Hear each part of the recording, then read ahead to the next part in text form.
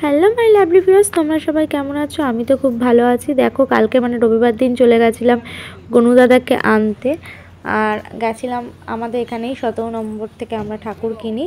তো আগের বারে এই দোকান থেকে কিনিনি, অন্য একটা দোকান থেকে কিনেছিলাম, কিন্তু এবারে প্রথমে সেই দোকানেই গেছিলাম, কিন্তু গিয়ে সেরকম পছন্দ হয়নি। মানে অত্যাধিক একদম ছোট পাচ্ছিলাম, নাহলে একদম বড় পাচ্ছিলাম। কিন্তু বড় ঠাকুর নিলে প্রবলেম হচ্ছে, আমি যেহেতু আমার ঠাকুর ঘরে পুজো করি, আর আমার ঠাকুর ঘরে বড় ঠাকুর বসালে তারপর সাজিয়ে গুজিয়ে দাদু মানে ঠাকুরমশাই দাদুর বসে পুজো করতে অসুবিধা হতো, তাই আমি মিডিয়াম সাইজের চাইছিলাম।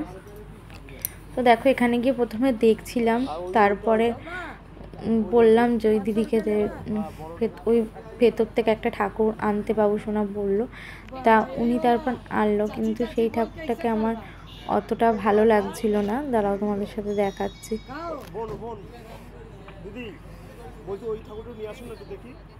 এই দেখো গিয়ে আনতে যাচ্ছে, এই যে এই ঠাকুরটাকে।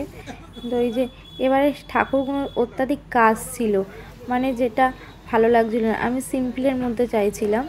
তো এখানে দেখো অনেক ঠাকুরই দেখলাম, তারপরে একটু মার্কেটটাও ঘুরে দেখছিলাম যে ঠিক আছে আর একটু সিম্পলের মধ্যে যদি একটু ভালো ঠাকুর পাই।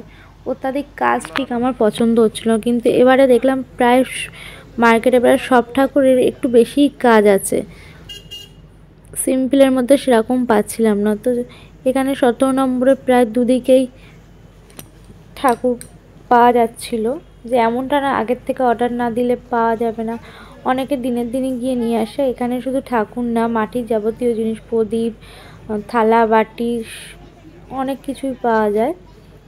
আর এবারে কাপড় পরানো ঠাকুরগুলো ভালো লাগছিল, কিন্তু আমি যেহেতু কাপড় পরানো মানে থাচের ঠাকুর নেই, তাই আমি কাপড় পরা ঠাকুর দেখছিলাম না, আমি থাচের সিম্পলের মধ্যে দেখছিলাম।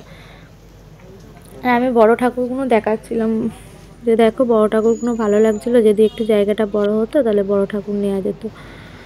তো আমি পুরো মার্কেট ঘোরার পরে তারপরে আবারই ওই দোকান থেকে গিয়ে দেখো এই ঠাকুরটা নিলাম। এই যে এই ঠাকুরটা নিলাম, কেমন হয়েছে তোমরা কমেন্ট করে জানিও ঠাকুরটা। চলো আজকের মতন টাটা, গুড নাইট, বাই, সবাই খুব ভালো থেকো।